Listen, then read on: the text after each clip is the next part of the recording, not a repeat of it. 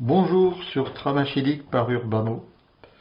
Urbamo est une réflexion autour de l'urbanisme et la mobilité, mais avant de parler de moyens comme le tramway, quelques mots concernant les actions dont nous disposons pour agir sur la mobilité dans son ensemble.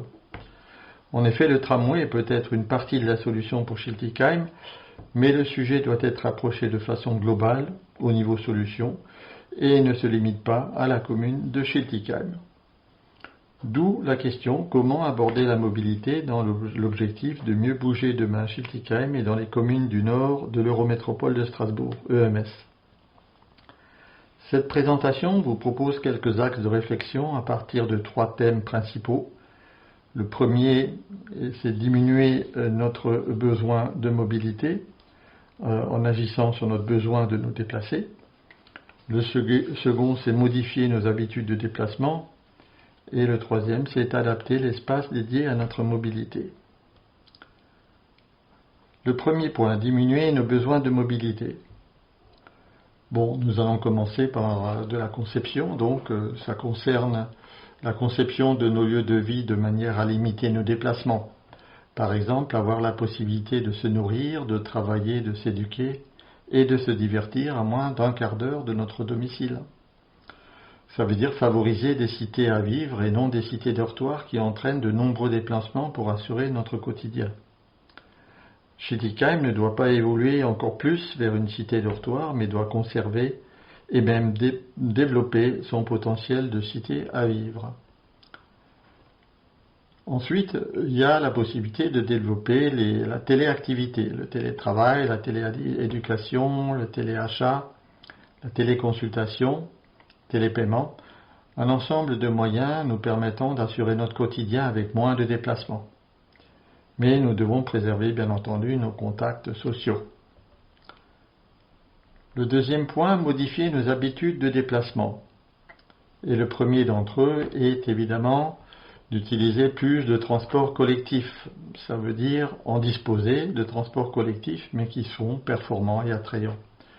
Donc avec plus de capacité, plus pratique, meilleure desserte, plus rapide, plus sécurisé, plus confortable, moins coûteux, plus connu.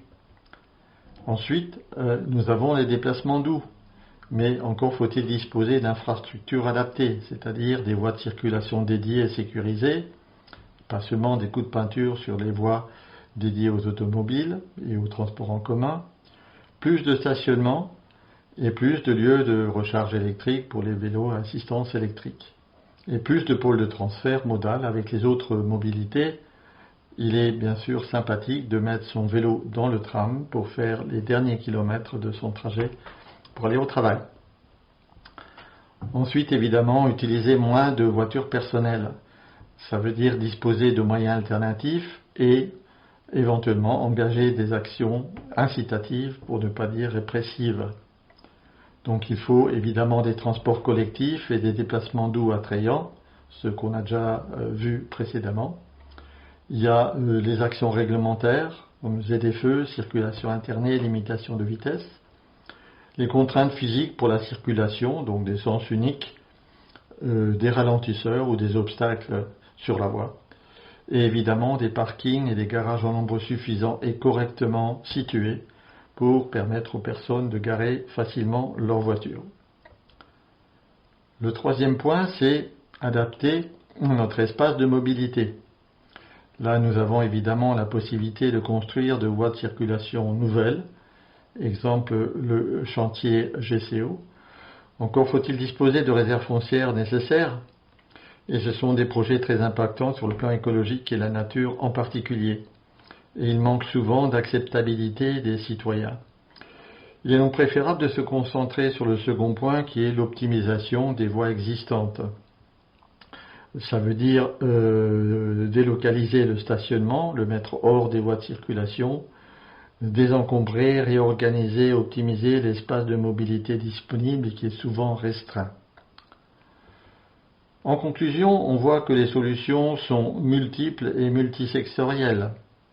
Elles concernent souvent les transports en commun et la réorganisation de l'espace de mobilité.